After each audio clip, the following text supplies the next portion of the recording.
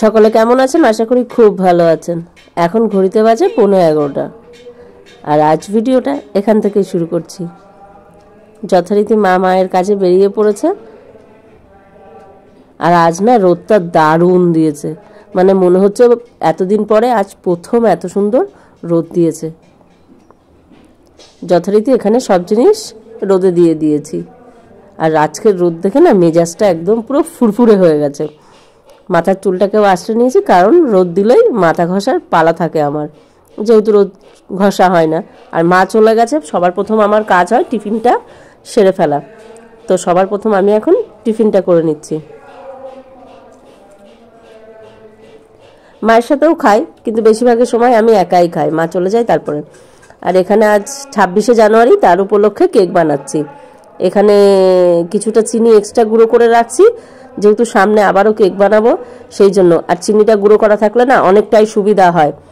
আমি এইভাবে গুঁড়ো করে একটা কৌটোর মধ্যে রেখে দিই, এটাতে অনেক সুবিধা হয়। এখানে প্রায় 2 কাপ চিনি গুঁড়ো করা আছে, আমি দুটোকে খুব আরামসে করে নিতে পারবো। আর একটা পাতিলেবু নিয়ে নিচ্ছি, ওই যে মাথা ঘষবো আজকে। আর যেহেতু এখন খুশকি হচ্ছে, তাই মাথা ঘষলেই পাতিলেবুটা না মাস্ট দেওয়াটা খুব ভালো। এটা হোমমেড তেলের মধ্যে নিম পাতা থেকে শুরু করে কারি পাতা সব কিছু আছে। আর এগুলো আমলকিটা আগে দিতে ভুলে গেছিলাম, পরে দিয়েছি, একটু পাপড়ের মতন হয়ে গেছে।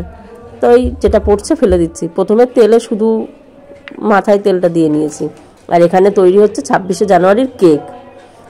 আর আজকে রান্না বলতে কুমড়ো দিয়ে একটু বেগুন দিয়ে এইভাবে করব, ওই মাখা মাখা মতন। হুট করে আর একটা তরকারি বসিয়েছি, কি তখন ফোন চলে এসেছে পার্সেলের জন্য। আমি পার্সেল নিতে এসেছি এই পাশে, আর পার্সেল এসেছে এই পাশে। ওই যে পার্সেল দিয়ে চলে গেল। দৌড়াতে দৌড়াতে রান্না বন্ধ করে পার্সেল নিতে চলে এসেছি। মাথায় তেল দেওয়া হয়ে গেছে।